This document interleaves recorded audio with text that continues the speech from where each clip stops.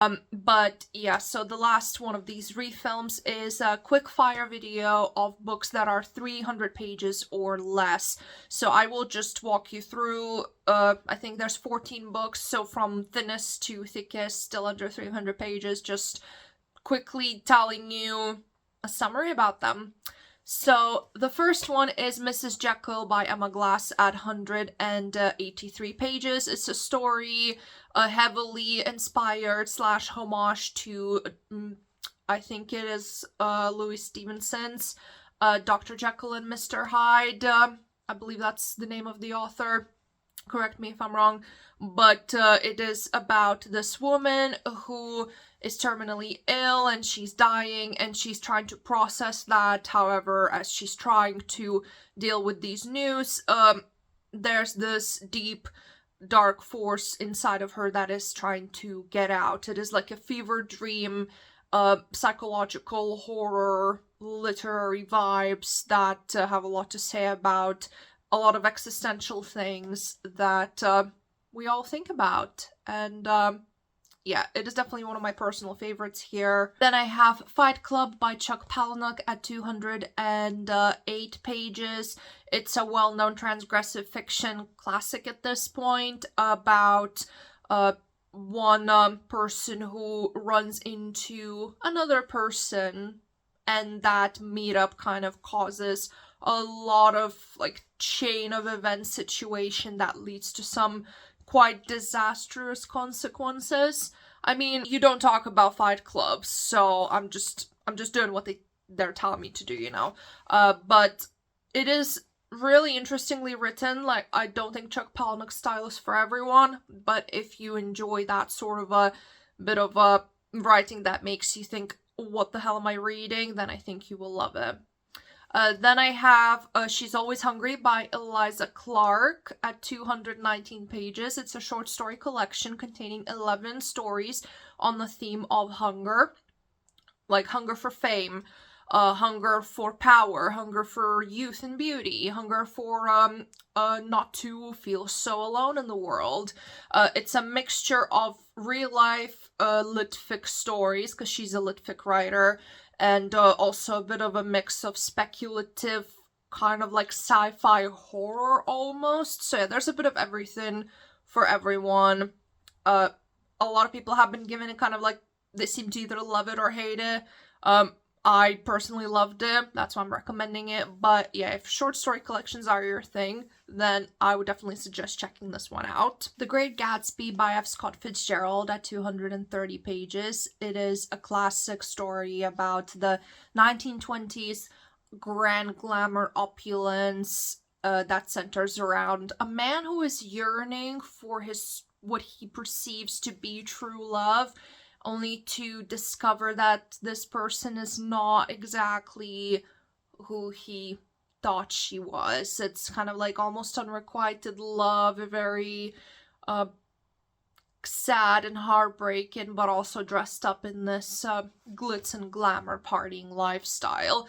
And then another classic that I have that is also, I believe, 230 or was it 31 pages, and it is The Bell Jar by Sylvia Plath. It is a semi-autobiographical novel about a narrator, sorry, I forgot her name, but she's a woman going to New York to be a writer, do this course, or like it was an internship, something like that, and she kind of starts descending into this deep pit of depression, and she ends up in a mental institution sort of in the second half of the book.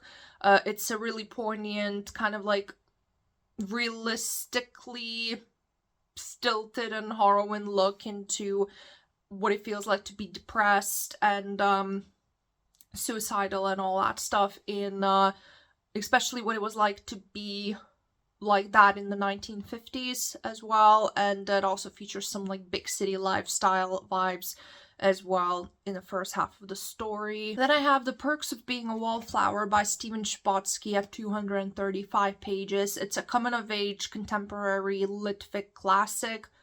Lots of adjectives about Charlie, who sends letters to this friend of his, just recounting his experiences of school and he's the titular wallflower. Like, he's just quiet, observing things in the corner, doesn't speak up often, that sort of thing, and just anything and everything that comes with it, things he sees about his loved ones, his family, friends, and whatnot. It is a really interesting look into what it means to be a teenager with some repressed emotions and repressed trauma, as well as just seeing who you want to be in life.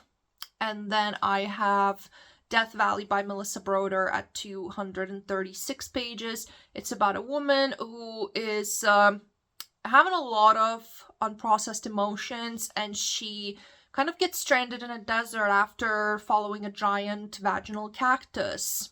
I know, it's very almost kind of like magical realism, surrealistic kind of tripping vibes, where this woman is just forced to face her feelings and fears about death, dying, like existence, about chronic illnesses, about kindness that she might have not necessarily been given to her loved ones, and acceptance that she so desperately craves, all dressed up in this survival backdrop because she's stuck in a desert. So, Along the Path of Torment by Chandler Morrison, this one is, I mean, I'm not sure I can recommend it to a wide audience because it's kind of like a transgressive fiction of, basically this person is kind of assisting to, have this, like, Hollywood child prostitution ring, and anything that comes with it, like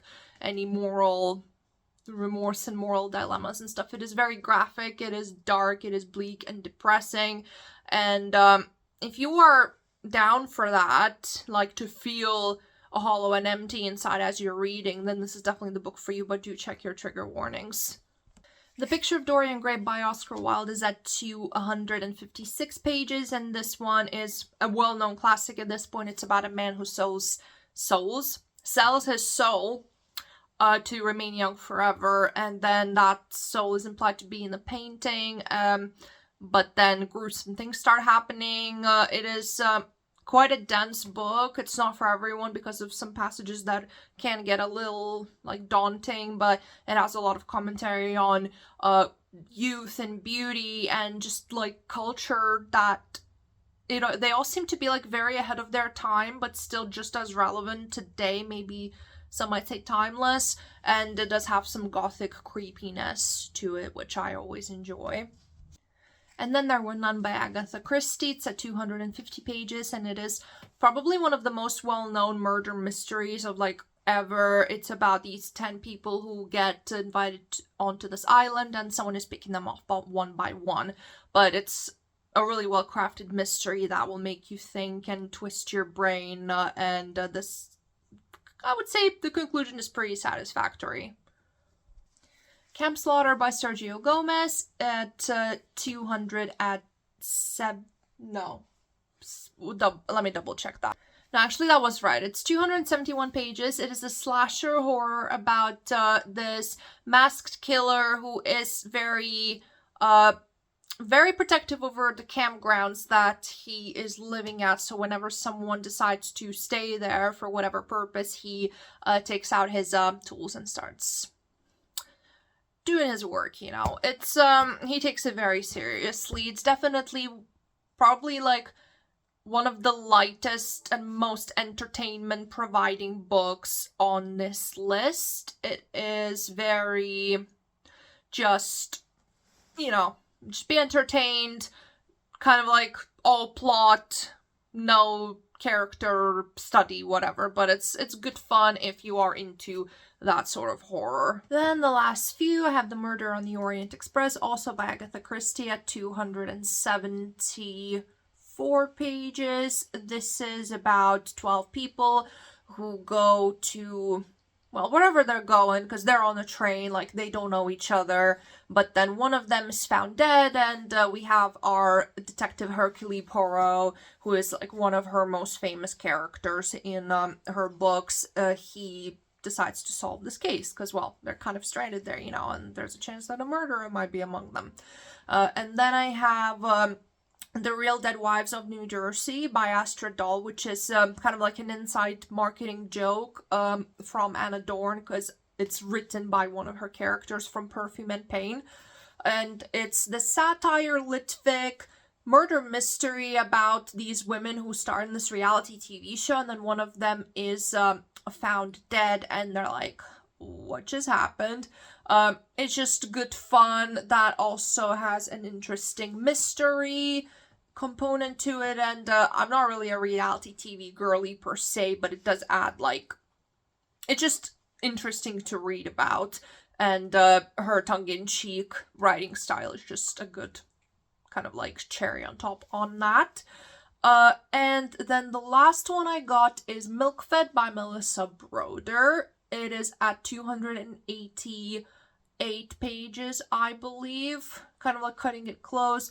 This is about a woman who meets an unorthodox Jewish woman at this yogurt shop, and it's basically kind of a story of recovery from an eating disorder through finding joy in food and joy in life and in love, even if it doesn't have like the most what's the word for it, satisfactory conclusions. It's not my personal Broder favorite. Death Valley takes that spot, and I've already spoken about it, but I really enjoyed the way that Broder wrote this character's journey, so I think that a lot of people will also appreciate that. So yeah, these are all the books that are 300 pages or less that I've read in the past, like, I don't know, I guess like 6 months or so, maybe. I do enjoy reading short books for multiple reasons. I do not shy away from longer ones from time to time, but it's just fun to, read a shorter book, hit my monthly goal, get out of a, kind of like a slumpy situation, whatever. It's just nice. So I will definitely be making more videos about these sort of stories that are like relatively short. And yeah, if you read any of these, please do share your thoughts, and I hope to see you next time. Bye!